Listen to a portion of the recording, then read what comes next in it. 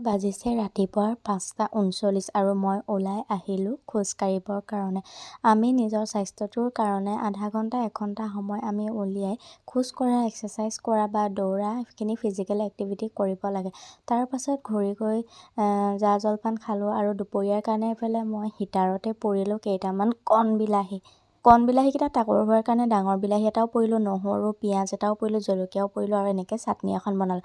এইফালে দোলবন আলু, নহৰু আৰু জলকীয়া বইল হ'বলৈ দিছোঁ। একেবাৰে পানীটো শুকুৱাই দিম, অকণমান নিমখো দি দিছোঁ আলু সিজিবৰ কাৰণে।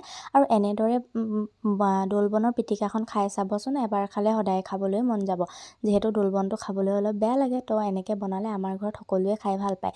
আৰু এইফালে ফাগুন মাহত যিহেতু ঢেঁকী শাক খাব লাগে কয়, মানুহজনে বুটলি আনিলে, বুট দি বনালোঁ। আৰু এইফালে অমিতা দাইল। আৰু এয়াই আছিল আজি দুপৰীয়া মোৰ থালিখন এইখন। আৰু এই যে দেখিছে কুকুৰা পোৱালিকেইটা মাকে উমনি লৈছে, বেচেৰাকেইটা ওচৰতে ৰৈ আছে।